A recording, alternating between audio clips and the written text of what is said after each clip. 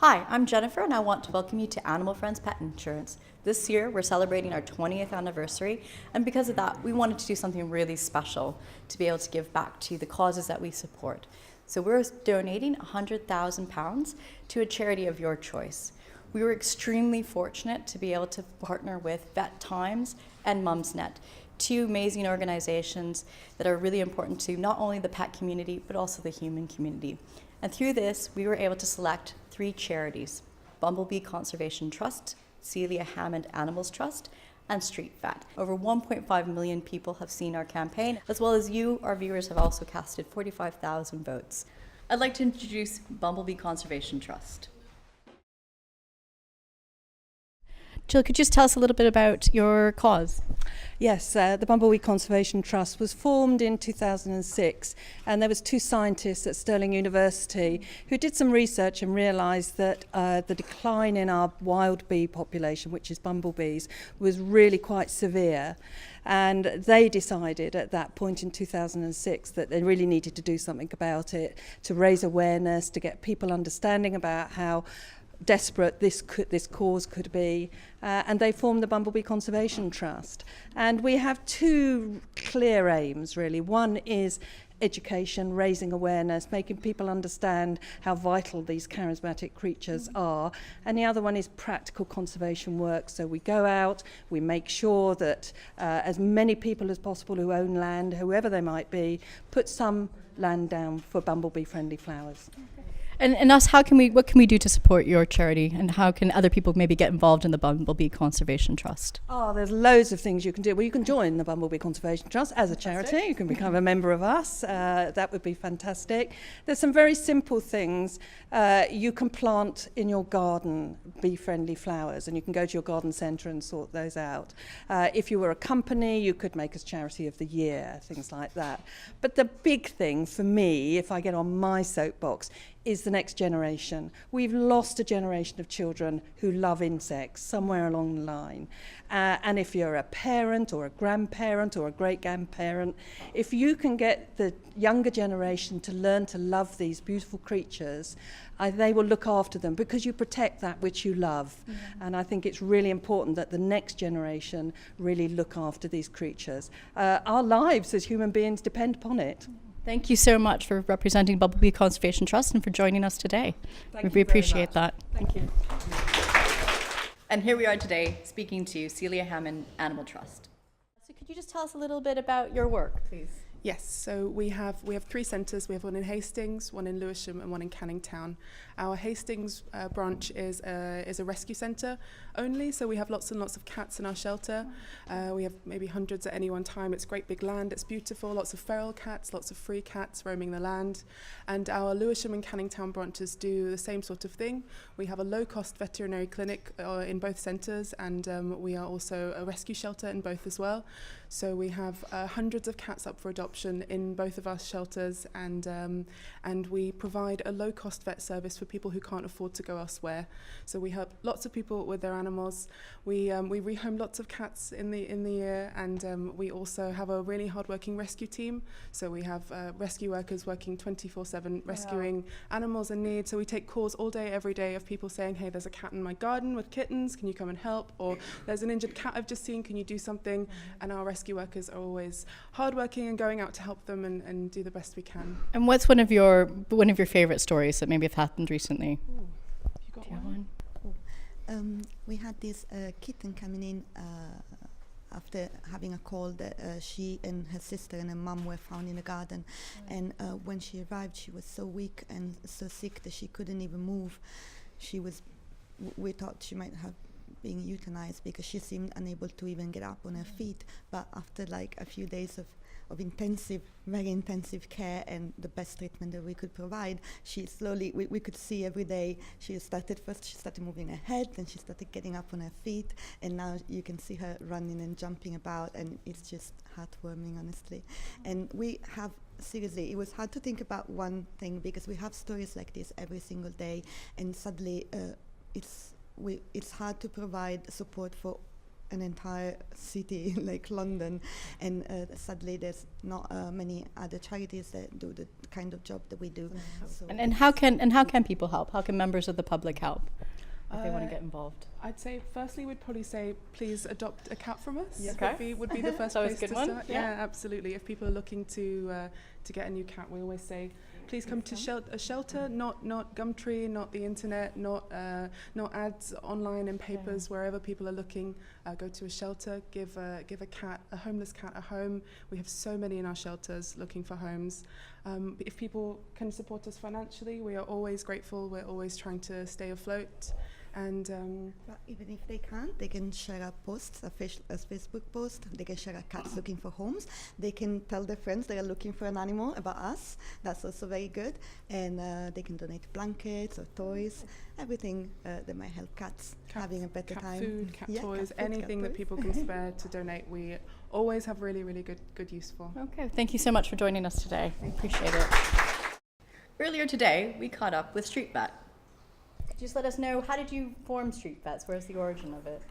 So it started with myself and my co-founder, Sam Joseph. We were decided that we would each independently of each other went out with a backpack on in North London to help those experiencing homelessness with their pets on the street. So that was in 2016.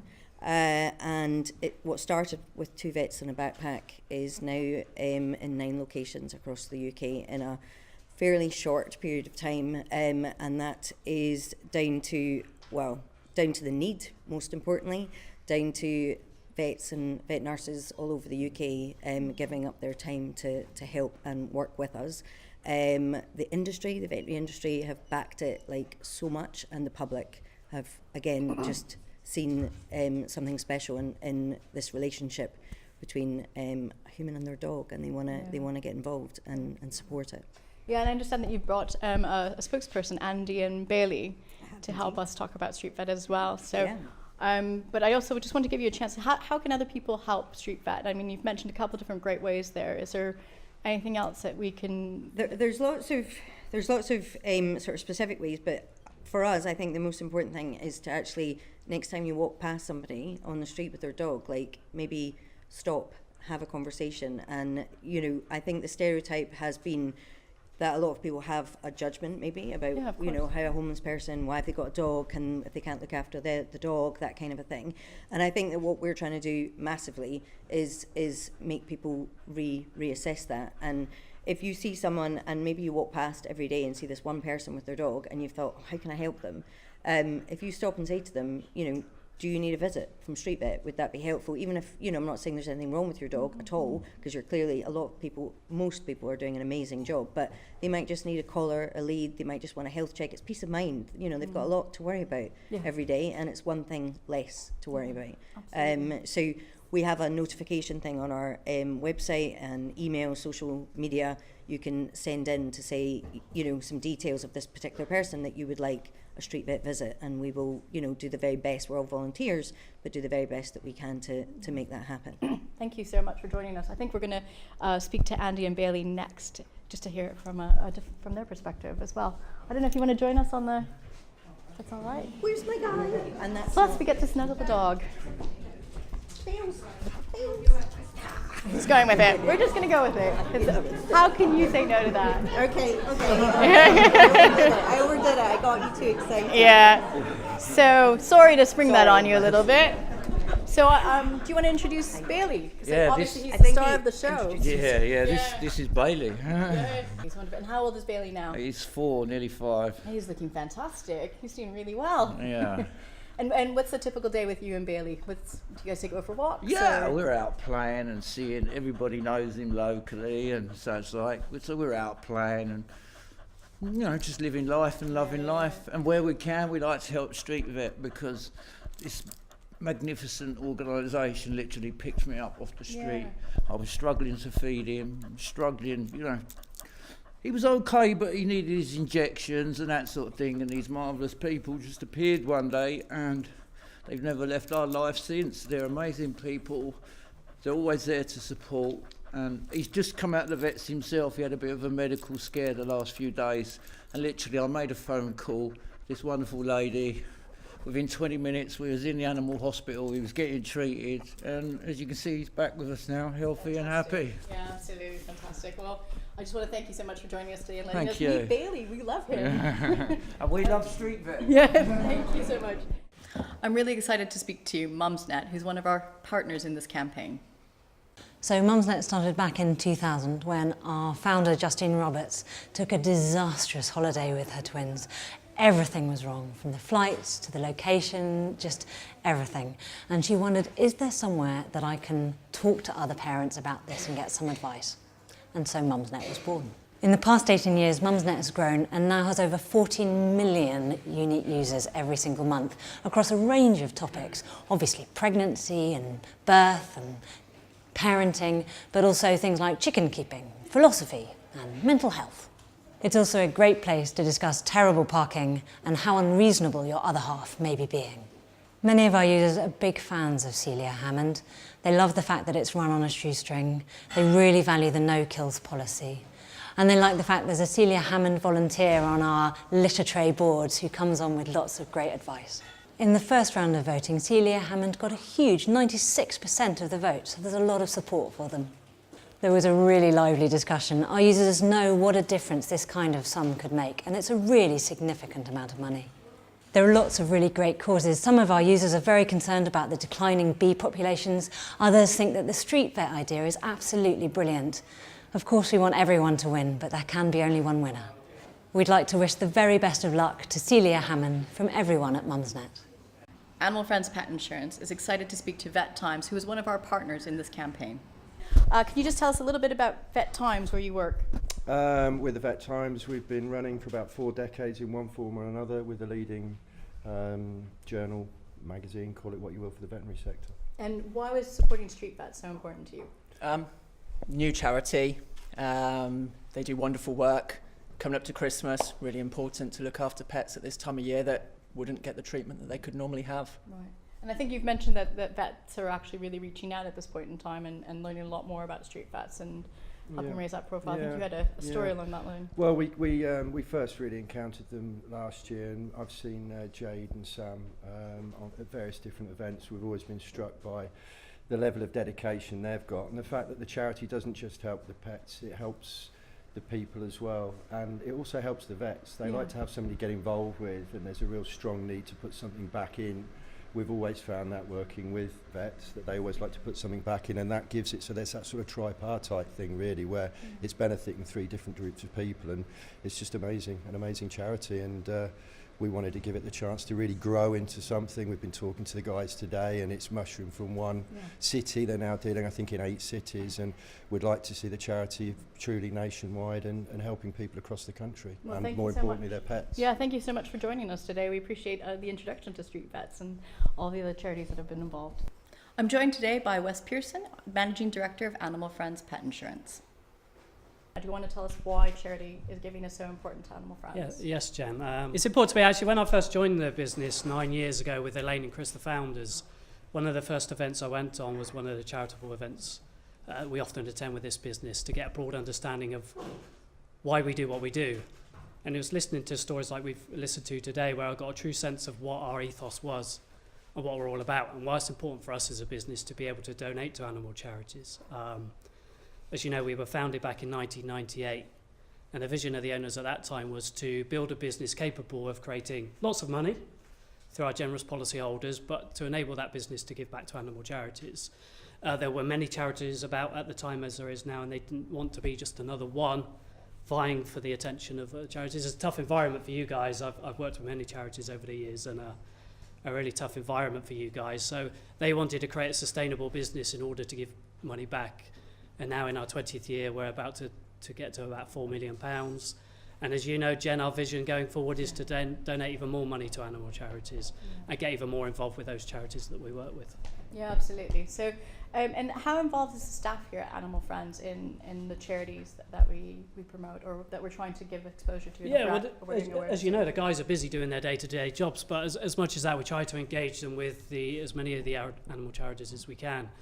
I think events like this, where many of the guys are amongst us today, we got claims and CS guys and some sales guys here today. It's about understanding what the charities are doing and why they're doing it, so that when they go back to their jobs and back to their teams, they can talk about why it's so important. I know we had the Whale and Dolphin Conservation Trust in just the other week, who gave a really empowering talk about oceans and ocean plastics. And immediately we saw the team around us start to remove their plastic receptacles and change them for glass ones.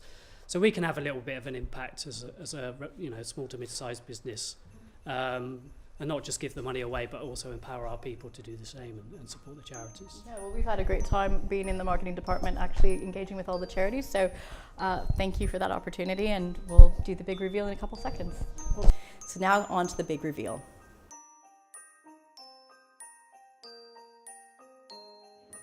So I'm very pleased to announce that the big reveal is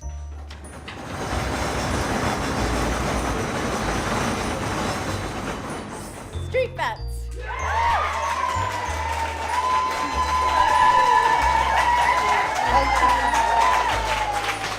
Got that?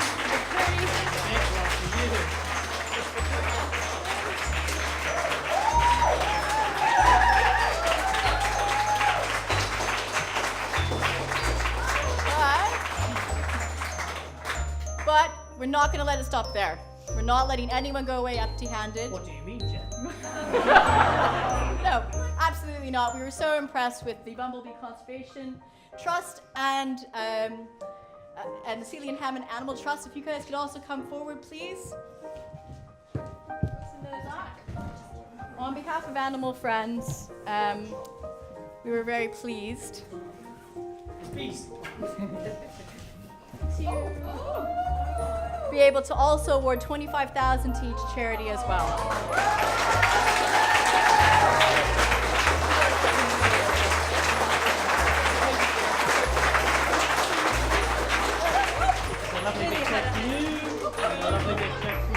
So thank you so much to everybody. We really, really appreciate your help, and we hope that this just helps raise awareness about all of your wonderful causes. Thank you for being us with us this holiday season. Thank you very much.